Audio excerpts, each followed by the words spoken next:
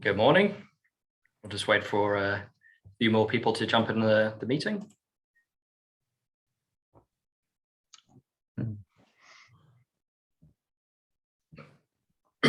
Cool. Okay, that'll do.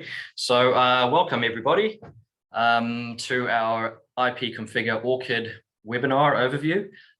For those of you who don't know me already from our previous webinars, I am Brent, and I'm joined today on this call with Jason Mackey, the man himself. So together we're going to be presenting the IP Configure Orchid. Jason's going to go over a few points, and then I'm going to install Orchid on my laptop, and we'll set it up and go through a few things. So let's get into it.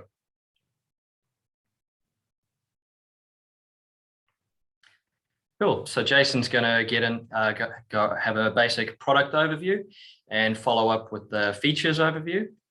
And then I'm going to be talking about the technical aspect of things like where to download Orchid. We're going to set up some cameras.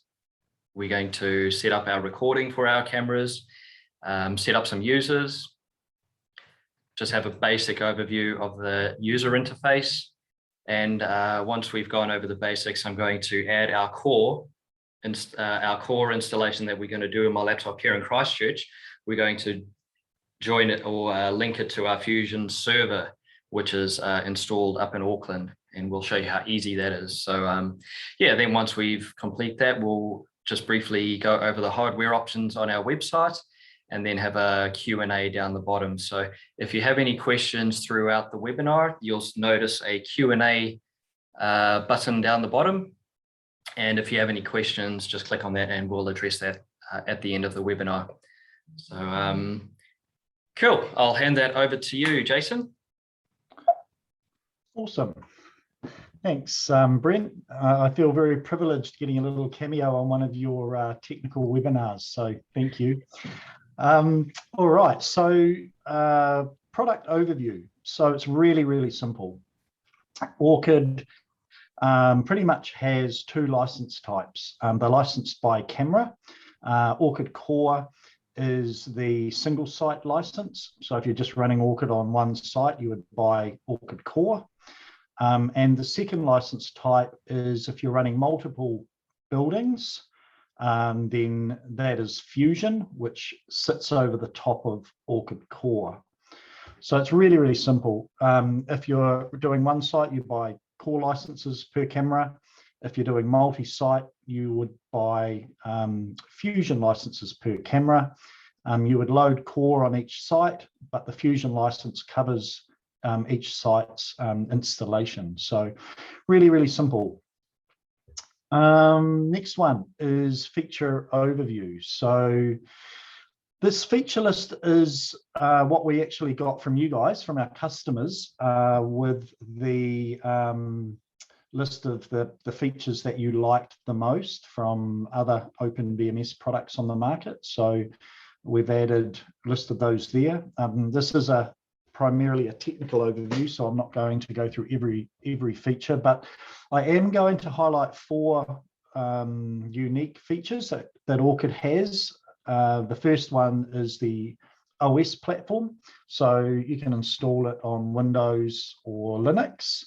That's the actual server product itself. So it's different from the client software, which I will come to shortly. It also runs in an ARM environment as well. So it can dewarp on the fly, which is quite cool. So with most other VMSs, you actually have to set up in the VMS how you want to view the fisheye camera, and then it will display that way on your mobile apps or on the viewing software. With Orchid, you actually do it on the client application as you want it. So if you want to see it in panoramic, it decodes it that way on the client, or if you want to see it fisheye, does it that way, so, or segmented, which is quite cool.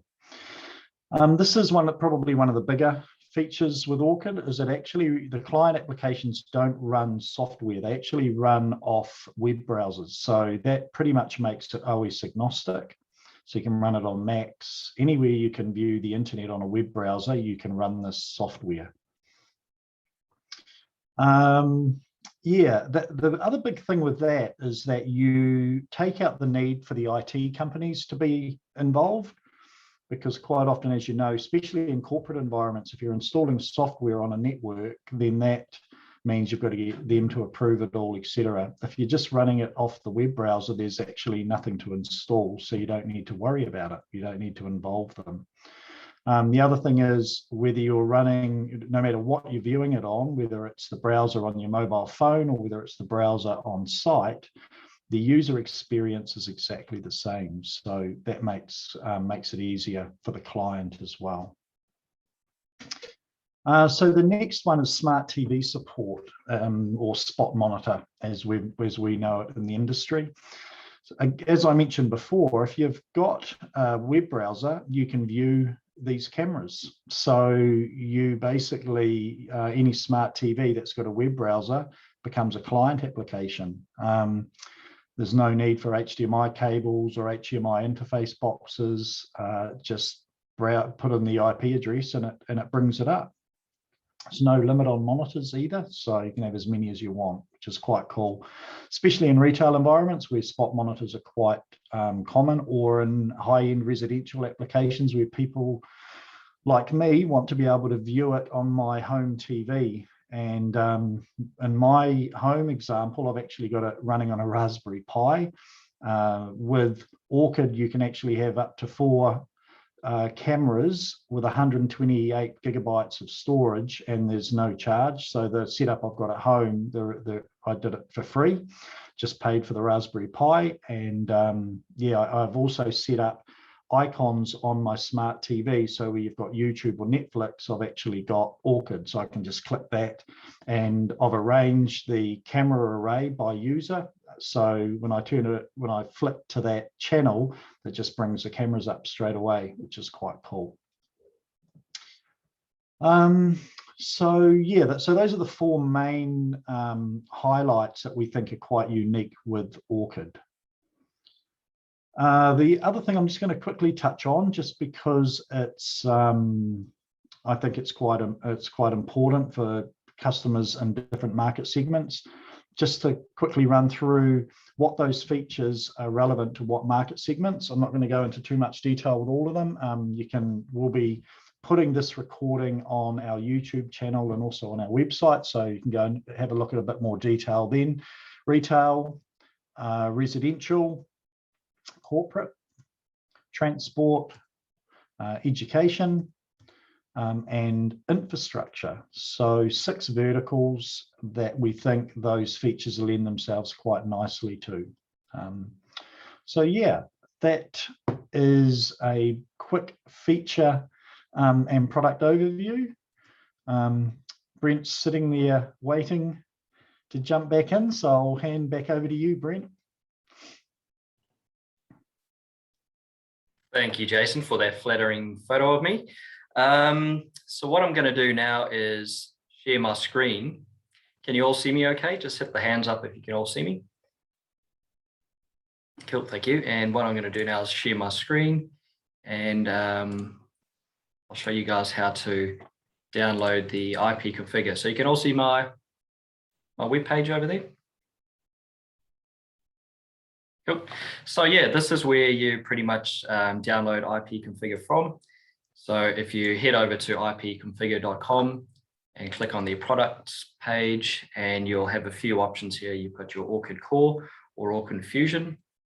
So today we're going to download and install our Orchid Core, and you just navigate to that page, click the download, and you'll have a few options. So you've got Windows, Ubuntu, Red Hat, and Debian. So today we're going to be installing the Windows version, because I've got a Windows laptop, obviously. So if I minimize my screen, and can you all see my desktop there okay? I think you're right. Okay, thank you. So yeah, I've previously downloaded this for the sake of saving time. So what I'm going to do now is just double click on that and run the installer. So I'll just give that a second to open up. And we'll just flick through the steps. And we'll get to this point over here. This is where we need to specify the web server port. So default is 80. So we don't really want to use 80 because that's shared with a whole bunch of other applications. So for the sake of testing, and we're going to change it to 8090. And we need to specify the admin password. So if we just enter a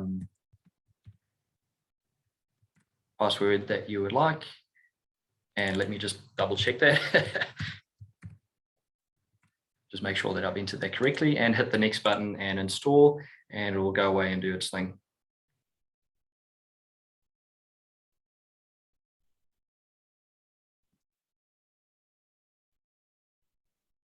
Cool, so that's installed and ready to go. So if we hit the finish button, it'll open up my web page, and I'll just drag that out of the way because it's in my way a little bit. And you can see it's navigated us to our local host, which is installed on my computer, and we're talking on port 8090. So that's opened it up for us. So now we can just go ahead and log in as admin, and we'll enter the password that we've just previously set up. So if we enter that, and we have two options though, low bandwidth mode, and obviously stay signed in, which is pretty self-explanatory. But low bandwidth mode, if you've got slow internet connection, it'll load it up so all your cameras only load at 1 frame per second instead of streaming full live view. So we'll go ahead and sign in there, and that will log us into our Orchid core. So there we go, just like that, set up, installed, and we're up and running. So you can see out of the box, we obviously don't have any cameras added yet. And on the left-hand side here, this is where you would navigate to actually drag and drop or view those individual cameras. So let's go ahead now and we'll add the cameras to the system. And to do that, we've logged in as the administrator. So on the top right-hand corner, we have the menu button, and I'll just drag my head out of the way there because that's in my way.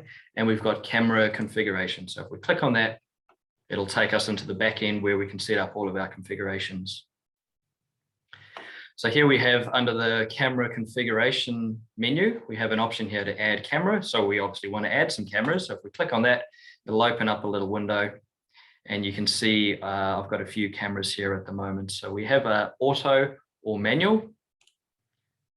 So I've noticed with some cameras, they won't show up here by default. Most cameras do because they have a default OnVIF user already, but some cameras you have to actually log into the camera and set up an OnVIF username and password, and then it will automatically be discovered over here. So over here, I've got these two UniView cameras, our famous Turret 3615 cameras. So we're just going to go ahead and select those, and you need to specify the username and password to log into the cameras. So if we go ahead and just put in our username and password, and we'll register those two cameras, and there we go. Just give that a second, and bang, that should come up with a picture of our storeroom. So yeah, we've added our two cameras, and if we go back to our camera stage, which is our main user interface, and we go to our little camera wallet on the left-hand side, you can see we have two cameras here of our new storeroom down here in Christchurch, and away you go. Yeah, really easy. So within not even 5 minutes, I've managed to download, install the Orchid core, and add two cameras. And you're probably wondering, what about recording? So what it does, as soon as you add cameras, it will automatically, if we go to our retention policy, you can see over here, it's already allocated. It'll already automatically allocate storage to those two cameras. So out of the box, you just add the cameras and it will automatically start recording. So you've got two options here for your cameras, automatic, or you can select that and you can increase or decrease the specified how much storage you want to allocate to that camera. So I don't know if this is going to work, but Brent Stokes, if you can hear me, can you just run into the back office or into the back storeroom, and you'll automatically see it start recording down here. So hopefully you can hear me, Brent. There he is. So we're actually in low bandwidth mode at the moment. So that's loading at 1 frame per second. And you can see down the bottom, it started recording in our red dash, which is really, really straightforward. So I'll just go over a quick user interface overview of Orchid core. It's very similar with Fusion, except there's a few other changes. but you'll probably notice a lot of this looks really familiar. You've got your speed for your playback. You've got your skip, pause, and skip. And then down the bottom here, you've got your timeline. So obviously your timeline, and you have your little red dashes that would indicate that there's been an event for that time. And to view that, you just basically drag and drop to where you want to play back. So I don't think we'll have a hell of a lot of storage back at the moment. So if we just drag and drop to a few seconds ago, you'll see Brent, he's out in the storeroom filling his pockets with some expensive stock. So yeah, that's pretty straightforward. And you can see down the bottom over here, you have a little arrow which pops up. This is basically the zoom in to zoom in for your hours or minutes. So if you just drag and drop this, it will zoom in and zoom out on that timeline. And then you can just drag and drop that whole, this little section here to navigate throughout the timeline. Also for your backup, if you want to do some backups, as I've just mentioned, I've only just allocated these cameras. So there might be some footage there for yesterday, but for your backups, you just specify your date and time and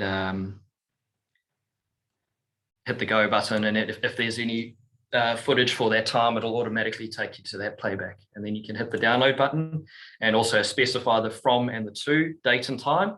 And it'll give you two options here to download. So you can download the footage in MKV or MOV, and that'll download it straight to your computer.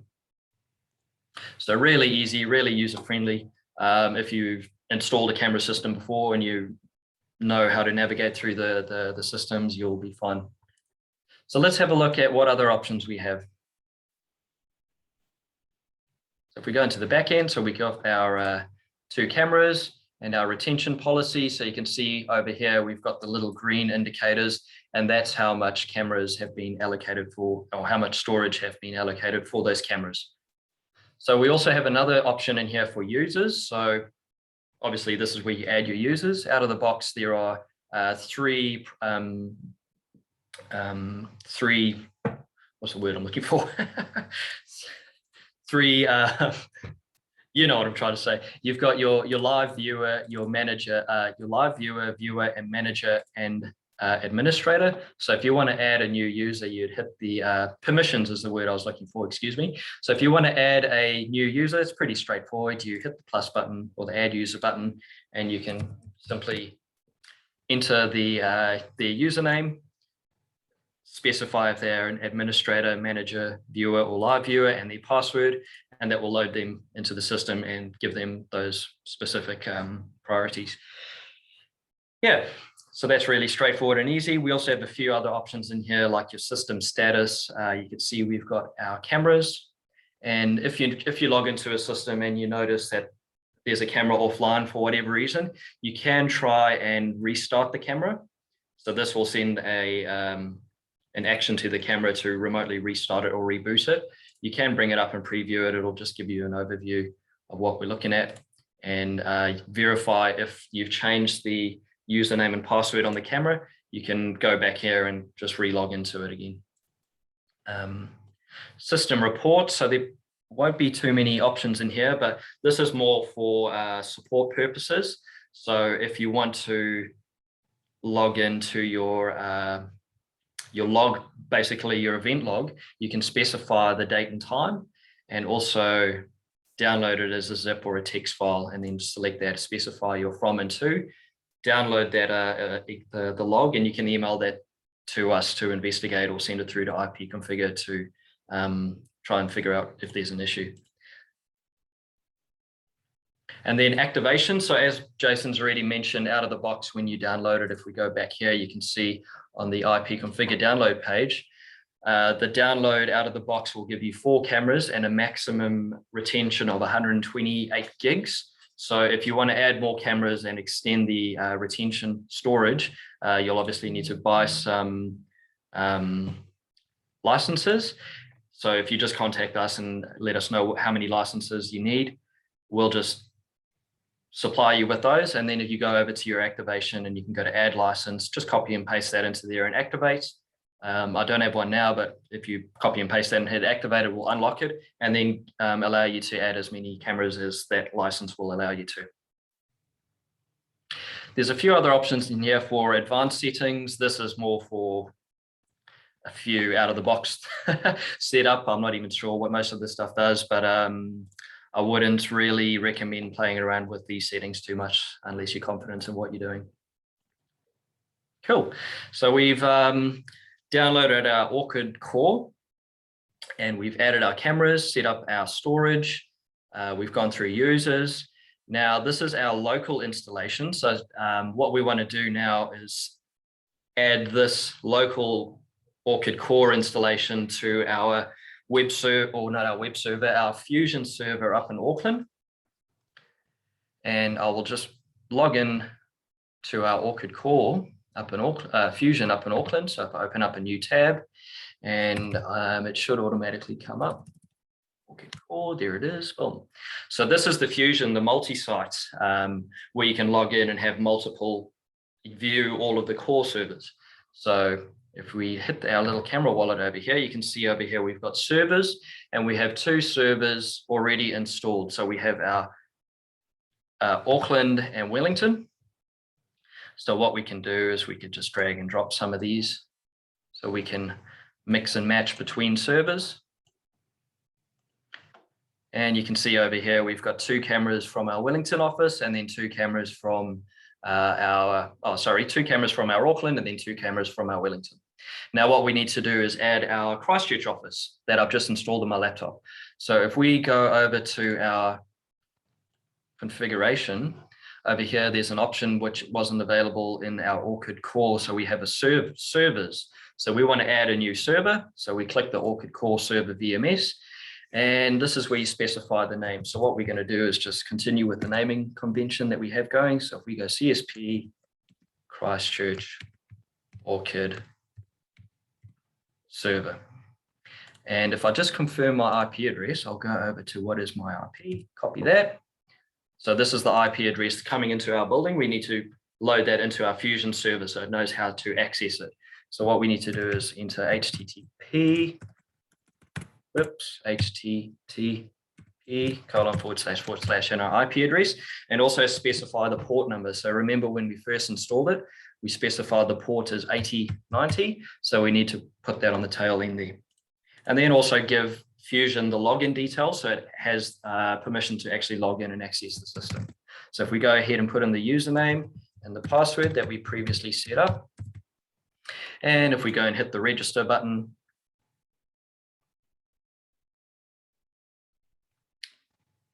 that usually takes a bit quicker. Maybe I haven't, maybe I typed the password wrong. So I'm just going to reload that page to cancel that.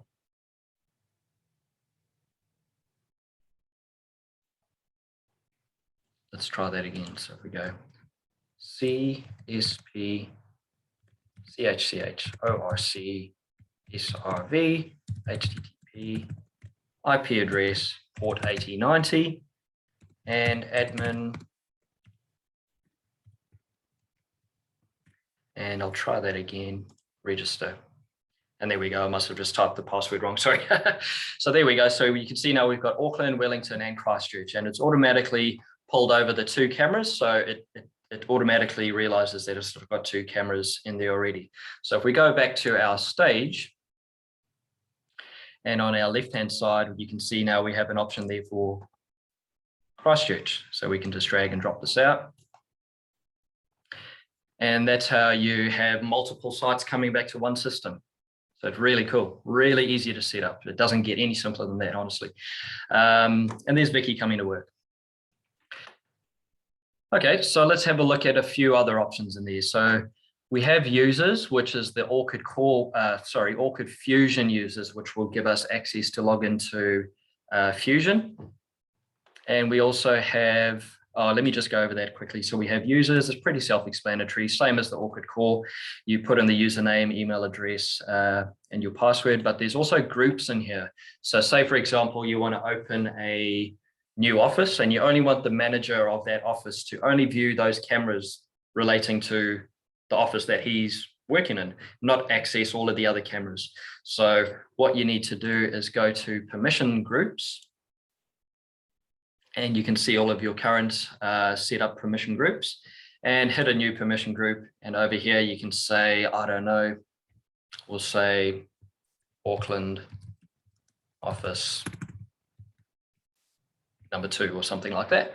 And you can specify the users, but what we're going to do here instead, down the bottom, you can see it specifies for your permissions granted, you have live. So you want to give them live and also PTZ and playback, but you can also or narrow down only the cameras that they have the ability to view. So default, all servers and all cameras are enabled. So you probably don't want that if you only want that manager in that office to view his local cameras. So if you do that, and you can go through his cameras and say, okay, he's working in Auckland, we're only going to give him access to the Auckland cameras or Auckland office number 2, and then hit the save button. And now if you add a new user, there'll be an option in there for your permission groups. You can see Auckland office number 2. So that'll narrow him down, only giving him access to those cameras. So that's really simple to set up. So camera groups, that's pretty self-explanatory. It's exactly what it sounds like. It's a group of cameras, and that really doesn't get any easier than adding the camera group.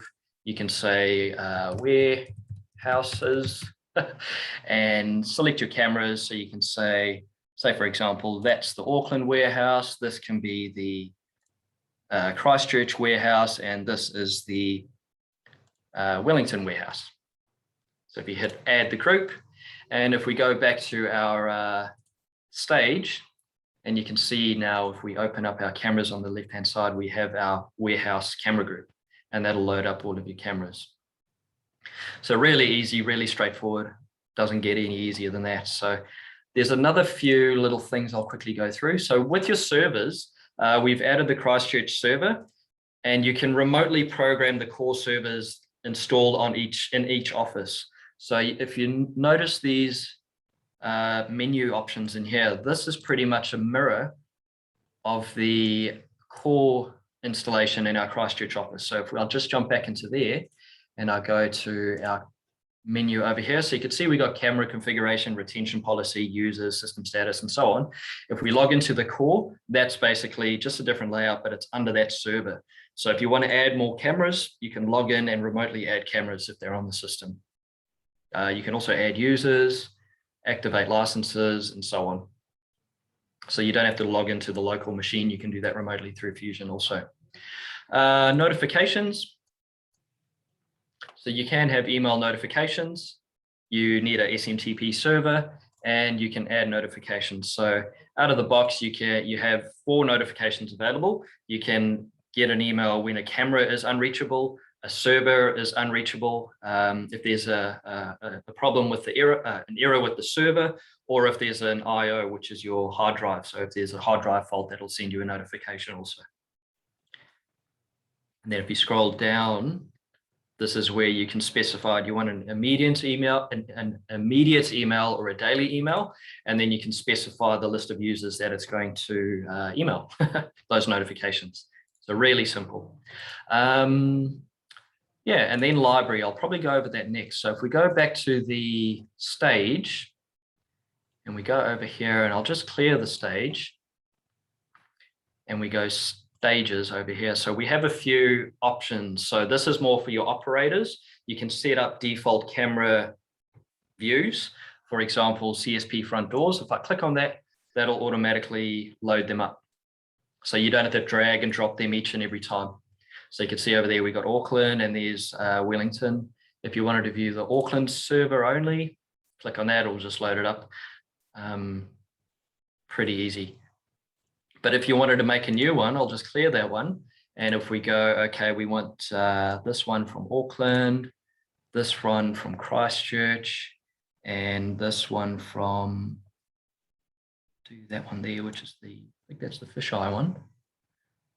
TX 720, yeah, I think that's a fisheye one. So yeah, so that's a new stage that we've created. And if we want to save that, we just hit the save stage, and then we can say, I I'm just going to put test, but hopefully you get the point. So if we go test, we'll save that, and it's loaded it up on the left-hand side there. So if we click on that, it'll automatically load those camera groups. There's also an option to share it. So if you think it's going to be useful for other operators, you can just hit the little share button, and you can see it's got the little world next to it. And that means that this stage will be visible to all users. You can also update, rename, or remove it, which I'm going to do now. Cool. So while this is loaded, I'll just open this up and demonstrate our fisheye. Sorry, my signal's a little bit slow in here. But you can see we have two options. We have perspective or panorama. So this is what Jason was referring to earlier. It's got de-warping in the web browser. So that'll bring it up. There's no plugins. Oh, sorry, my internet's really slow. But there's no plugins to install. It's all done live in your web browser for you.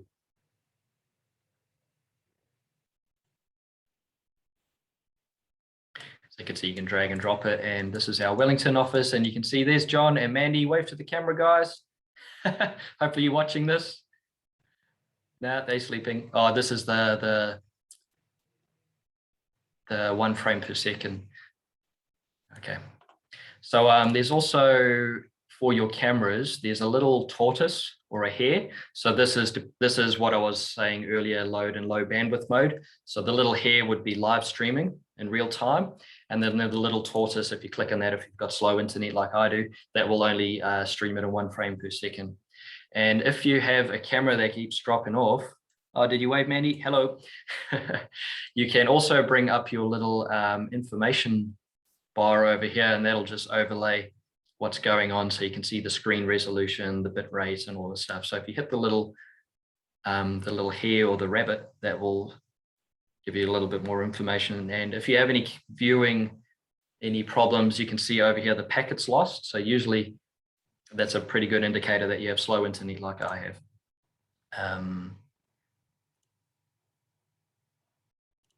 Yeah, so remember I mentioned over here we have library.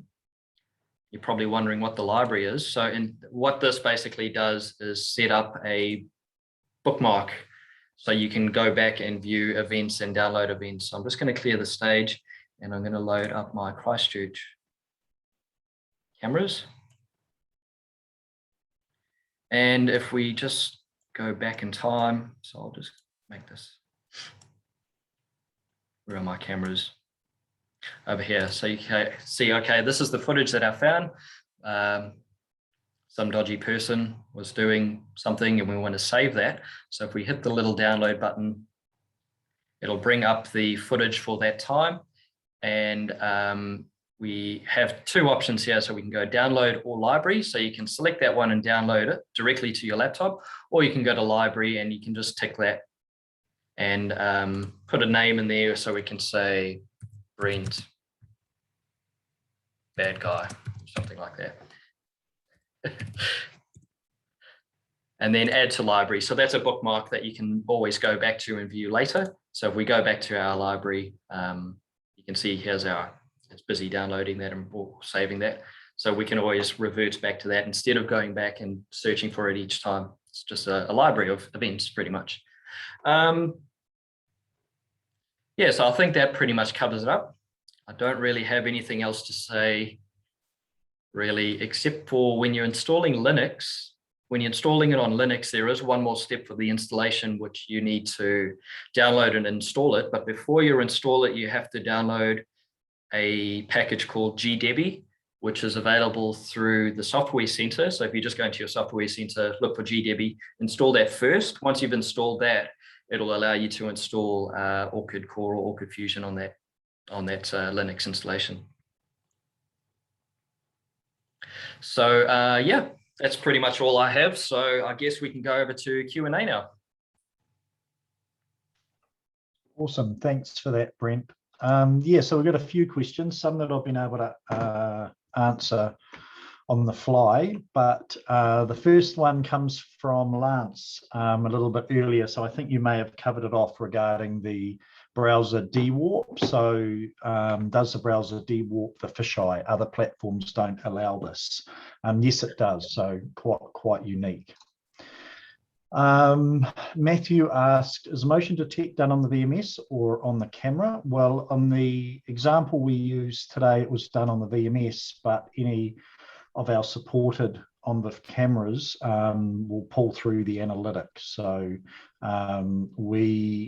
as far as we're concerned with our camera range, they're working on supporting the Bosch cameras before the end of the year, and that'll pull through the myriad of analytics that Bosch cameras offer at the edge. So that'll be quite exciting.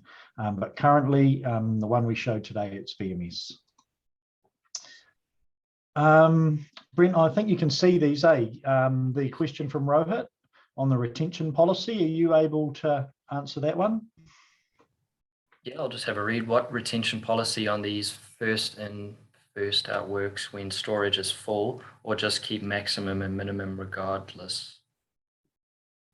Yeah, first in, first out, but you can, like I mentioned, go into your server and also increase or decrease to specify what's required for those cameras. So you can specify how much space you want to allocate to a specific camera, if that answers your question.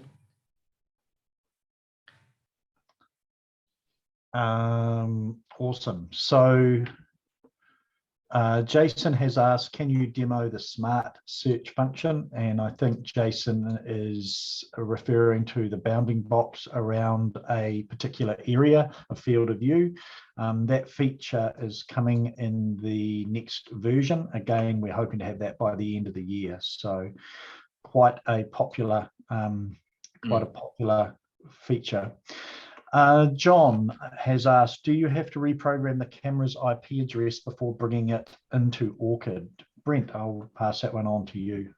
Yes, obviously the camera needs to be in range of the core installation, and you need to know what the username and password is to access it. So you do need to pre-program the cameras, yes. Oh. All right, so I think, are there any more questions, guys? I think that's good. Basically it, Brent. Awesome. Okay, well, let's sign off then. So unless you have anything else to add, Jason? No, I'm all good. Awesome. All right, we'll leave it at that for now then. So yes, thank you everybody for attending. It's been our pleasure to introduce you to IP Configure. So our next upcoming webinars will be on the 6,000, and at the moment we're planning on having that up and running next week sometime. So just keep an eye out in your emails for social media and for those joining links, and we'll get you into those Bosch 6,000 webinars. So yeah, thank you everybody, and we'll catch you next time. See ya. Thanks guys, see ya.